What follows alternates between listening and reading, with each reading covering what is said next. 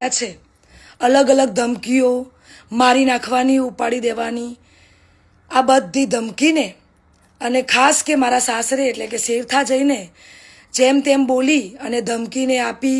બધી વાહિયાત વાતોથી કંટાળીને તમને બધાને વિડીયો દ્વારા જણાવું છું અને આજ પછી તો નમસ્કાર મિત્રો, સ્વાગત છે તમારું અમારી યુટ્યુબ ચેનલની અંદર ને મિત્રો તમને બધાને ખબર જ હશે કે કાજલબેન મહેરિયા જે મિત્રો 2 દિવસ પહેલાં જે મિત્રો કાજલબેન મહેરિયાનો અમદાવાદની અંદર એક લાઈવ પ્રોગ્રામ રાખેલો હોય છે ને એની અંદર મિત્રો વાત કરવામાં આવે તો કાજલબેન મહેરિયા અને એમના પતિ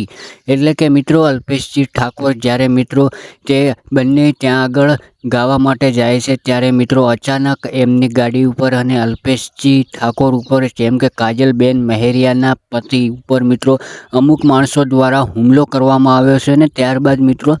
સોશિયલ મીડિયાની અંદર ઘણા બધા એવા વિડીયો વાયરલ થઈ રહ્યા હતા. પણ સાથે સાથે મિત્રો વાત કરવામાં આવે તો ઘણા લોકો અત્યારે મિત્રો એક જ વાતની રાહ જોઈને બેઠા છે કે એ હુમલો કોના દ્વારા કરવામાં આવ્યો હતો અને કોણે હુમલો કરાવ્યો છે. અને સાથે સાથે મિત્રો વાત કરવામાં આવે તો તમને બધાને ખબર જ હશે કે થોડાક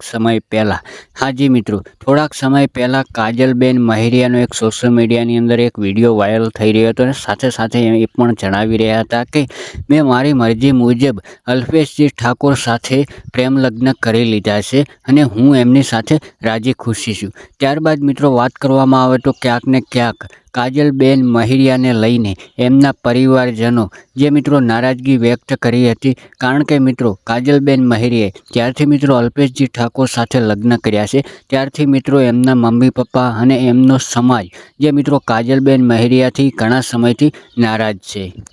તો મિત્રો અલ્પેશજી ઠાકોર ઉપર હુમલો કરવામાં આવ્યો લાઈવ પ્રોગ્રામની અંદર અને સાથે સાથે પથ્થરમારો પણ એમની ઉપર કરવામાં આવ્યો હતો. તમે ક્યાંક ને ક્યાંક મિત્રો વિડીયો પણ જોયો હશે સોશિયલ મીડિયાની અંદર. હા, તો મિત્રો ક્યાંક ને ક્યાંક એવા પણ સમાચાર સોશિયલ મીડિયાની અંદર મળી રહ્યા છે કે અલ્પેશજી ઠાકોર ઉપર હુમલો કરવામાં આવ્યો એ કાજલબેન મહેરિયાના ઘરનાઓ દ્વારા મિત્રો કરાવવામાં આવ્યો હોઈ શકે છે. ક્યાંક ને ક્યાંક મિત્રો સોશિયલ મીડિયાની અંદર એવા પણ વિડીયો વાયરલ થઈ રહ્યા છે. તો મિત્રો આવનારા સમયની અંદર ઘણા બધા એવા ખુલાસાઓ થવાના છે, તો જોડાયેલા રહેજો મિત્રો અમારી યુટ્યુબ ચેનલની અંદર છેલ્લે સુધી.